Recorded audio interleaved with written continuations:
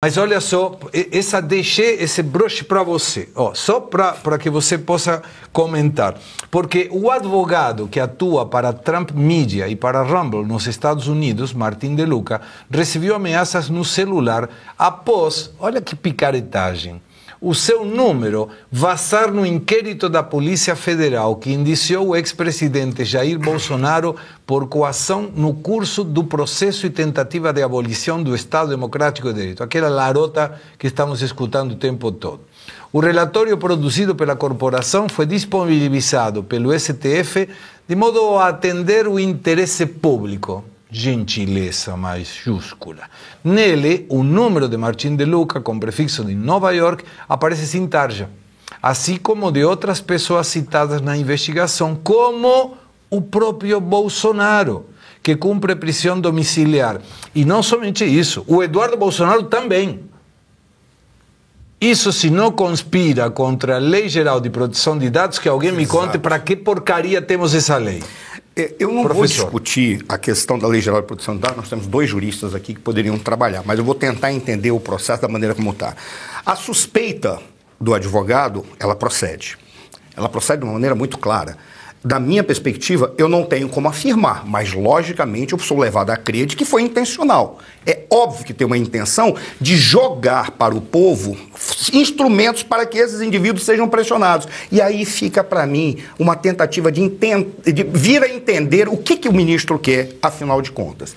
Se ele ameaça os seus pares com o abraço do afogado, me parece, eu tenho certeza que tanto o Caivano como você, quanto o Arthur vão concordar, me parece que ele já está utilizando uma nova estratégia. Ele está indo para a estratégia da terra arrasada.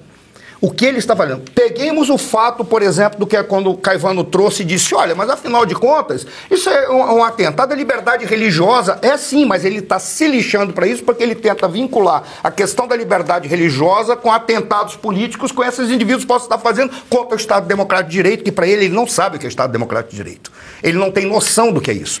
Se ele sabe, então aí realmente ele é um criminoso de um patamar gigantesco, porque ele é o único que está atentando contra o Estado Democrático de Direito. Quando a Ana falou da questão a questão do asilo político, qualquer país estabelece ou recebe ou concede o asilo político por uma razão muito simples. É um estatuto do direito internacional que é concedido e não adianta o indivíduo chegar e falar assim, mas ele é um criminoso, porque aquele que recebe, como a Ana falou, é que avalia se vai ou não conceder, porque vai considerar ou não se aquilo que está sendo apresentado como crime comum é crime comum. Claro. E depende até se é crime comum num ou no outro país, porque eles tendem a avaliar da perspectiva do que foi feito do país cujo indivíduo está sendo perseguido. Ainda mais nesse caso em que você tem uma situação em que nem trânsito nem julgado tem. O cara está sendo considerado culpado independentemente do processo.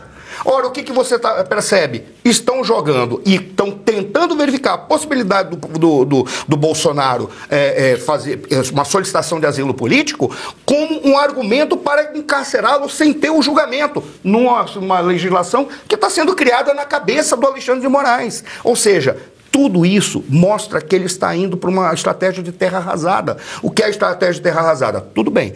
Eu estou mostrando que eu vou para o abraço do afogado. Vou levar todo mundo que esteve àquela mesa em que nós estávamos consumindo bebidas inadequadas, porque vocês não estão com medo de eu fazer isso. Então eu vou fazer o seguinte, eu vou sair destruindo tudo, porque aquele que herda isso não terá o que fazer. A única alternativa será o quê? Todos terão que trabalhar para um perdão coletivo, que é a anistia ampla, geral e restrita. Essa é a estratégia dele. Por isso que ele faz isso. E ele desrespeitou a Lei Geral de Proteção de Dados no Brasil para uma forma indireta, ou alguém fez isso. É óbvio que um cara da Polícia Federal não vai ser tolo ou estúpido para deixar aberto sem tarja. De propósito. Isso. Só resta uma coisa, Segredo. Eu já não me preocupo mais com a estratégia dele, o que os políticos vão fazer, as lideranças vão fazer. O que me angustia é a elite brasileira. Aí quando eu falo elite, eu sou um adepto da teoria das elites. Aqui não tem nada de marxismo, não, nem de comunismo, não. A elite brasileira tem que ter vergonha na cara. E, inclusive, aquelas personalidades do staff, do Estado brasileiro, que não tem o dever de cumprir ordens ilegais. Está na hora da elite, por exemplo, isso não existe previsão legal para tanto. Tá? Mas está na hora da elite brasileira falar, vamos nos reunir e acabou. Não cumpriremos mais ordens ilegais, porque existe um estatuto, existe uma legislação, existe uma Constituição. Na hora que a elite fizer isso, acabou a estratégia de terra arrasada. O problema é, essa elite vai ter vergonha na cara para assumir o seu papel de protagonista do processo histórico, por essa é a função das elites. É aí que me angustia. É por isso que ele ainda continua. Porque ele olha para as elites e a elite não tem peito suficiente para dizer, acabou, vamos sentar, nos reunir a partir de agora. Ou, legítima institucionalmente, retira este senhor, como disse a Marina. Pô, esse senhor não bate bem na cabeça. Retira ele do cargo que não lhe compete mais, porque ele não tem atribuições para tanto, ou então nós vamos para a desobediência civil. Acabou. Mas observem que quando foi divulgado que o presidente Bolsonaro pediu ao Eduardo Bolsonaro de não atacar o Gilmar Mendes, mostrando que estava conversando, a sensação que fica, além de divulgar os números de telefone, que é uma barbaridade, é, olha, Gilmar, eu Alexandre Moraes, sei que você está conversando aí com o Bolsonaro. O que você está falando aí com o Bolsonaro que eu não estou sabendo?